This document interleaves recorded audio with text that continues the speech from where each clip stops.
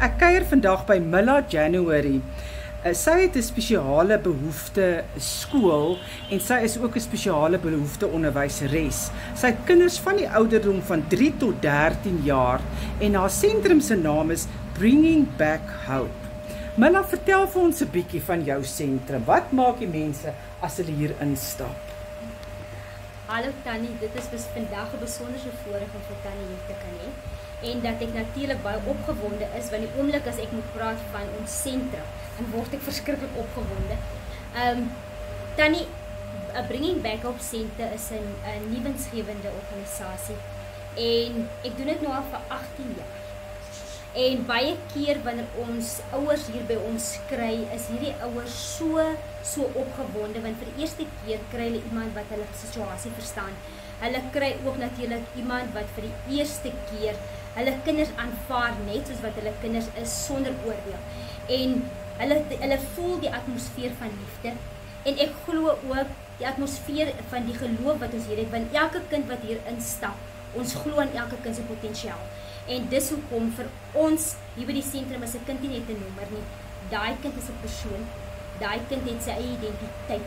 En ons moet net die kind se geskenkpakkie net bietjie oopmaak en dan gaan ons die kinders teen volle ontdek. En jy werk spesifiek met outisme. Ek werk spesifiek met autistiese kinders. Ek is opgelei in die veld van outisme. Maar ons het, omdat die nood so groot is in Kroeman area, het ons later kinders met Down syndroom, fetal alcohol syndroom kinders, het ons ook begin kom akkommodeer en natuurlik kinders wat 'n geweldige agterstand ook het. Maar my veld is autistiese kinders, ek lief dit.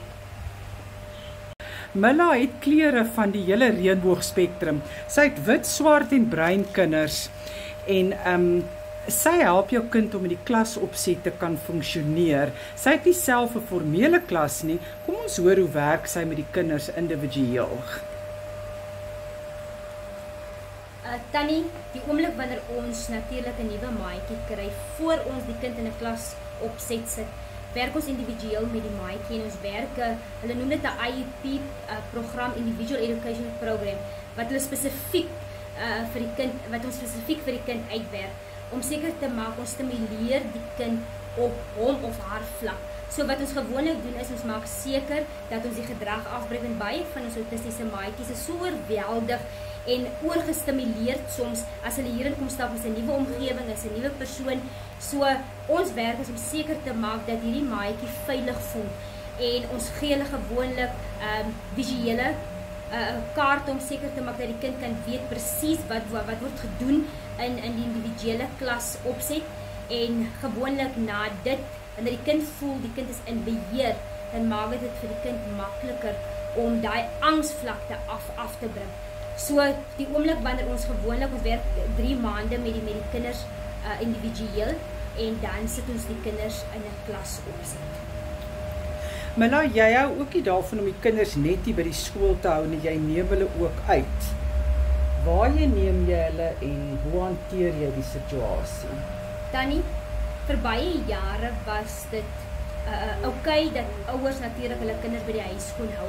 En ons verstaan dit, want baie van die mense het nie hulle kinders verstaan nie. Maar nou, ons grootste ding is om mense bewus te maak van dat ons kinders eintlik met die nodige hulp en die nodige ondersteuning kan ons kinders uitvat na eetplekke toe. So wat ek gewoonlik doen is, ek vat hulle gewoonlik na Spur toe, of ek vat hulle na Wimpy toe, of ek vat hulle uit na ons Renshaw gemeenskap toe, na die ou mense toe. Ek lief ons ou mense en die ou mense geniet ons kinders. Ek het 'n gemeenskapprogram begin in Renshaw, so baie keer betrek ek ons kinders ook daarby. En natuurlik ook, wanneer ons na die ouete huis toe gaan, ons betrek ons kinders daarby ook. Natuurlik, weer eens, ons moet seker maak dat die kinders presies weet wat gaan volg daai dag wanneer ons hulle wel uitvat. Hulle moet voel dat hulle in beheer is. En vertel vir ons van die meltdowns. Gewoonlik wanneer ons maatjies oorstimuleerd is, dan begin slaan hulle begin byt. Baie keer trek hulle jou hare. Weer eens, wanneer die kind gewoonlik dit doen, ons gebruik aqua cream om dan weer die maatjies net te smeer, om die angsvlakte af te bring, en as ons sien dat die gedrag eskaleer, dan gebruik ons 'n weighted jacket en dan trek ons dit vir die maatjies aan. En weer eens, dit bring net al daai klomp emosies bymekaar en laat daai maatjie dan teen die einde van die dag rustig kan word. So ons gebruik weighted blankets, ons gebruik weighted jackets, ons gebruik die aqua cream, ons gebruik baie sensoriese aktiwiteite om seker te maak dat daai maatjie se angsvlakke nie te hoog is nie. En vertel vir ons van jou bak en brou op 'n Vrydag. Die kinders lief die bak en brou. Ek wens wat ek nou weet, het ek 'n paar jaar terug geweet. Ons was so gefokus om die kinders net te stimuleer, akademie, hulle moet 1+1 ken, hulle moet die alfabet ken. Maar teen die einde van die dag gaan hy kinders weg en hy kinders kan nog steeds niks vir hulle doen. So 'n paar jaar terug het ons besef maar ons sal moet 'n lewensvaardighede program in plek insit om ons kinders te leer hoe om 'n broodjie te smeer, hoe om 'n eier te breek, hoe om 'n resep te volg. So elke Vrydag, natuurlik deur die week, ons berei ons kinders voor, laat hulle teen Vrydag kan presies weet wat ons daai dag sal bak, of wat ons daai dag sal kook, en dan is ons kinders natuurlik gereed vir dit. So ons kinders kan 'n eier breek, ons kinders kan 'n broodjie smeer, ons kinders lief om cupcakes te maak, hulle lief om 'n koek te maak. So teen die einde van die dag wil ons seker maak wanneer die maatjies hier uitstap, hulle stap uit met 'n lewensvaardighede skill, as ek dit so kan stel, om te weet aan die buitekant sal hulle self kan help. Soos julle kan hoor, Milla het 'n absolute hart van goud en sy werk absoluut net onder leiding van God en die Heilige Gees. En dit is haar absolute passie dit wat sy doen. Sy is al 3 keer genooi om in Dubai te gaan werk en elke keer het sy besluit, nee, haar werk en haar roeping is hier in Suid-Afrika in Kuruman.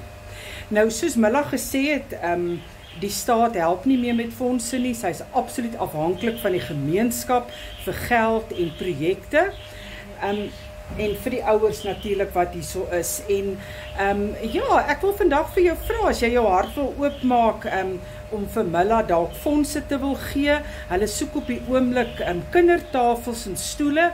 Dalk het jy van dit wat by jou huis rond staan. Dalk het jy 'n paar boekies of kinderspeelgoed wat jy wil skenk. Hulle kan altyd sulke goed gebruik. Maar tafeltjies en stoeltjies is op die oomblik 'n ding. Hulle gebruik baie aquascream, sensoriese borseltjies. Hulle kan doen met groente en kospakkies. So as jy lus is om vir Milla te help met hierdie ongelooflike werk wat sy doen, is jy absoluut welkom. Ek laat bo aan hierdie boodskap haar bankbesonderhede en haar adres. Baie dankie.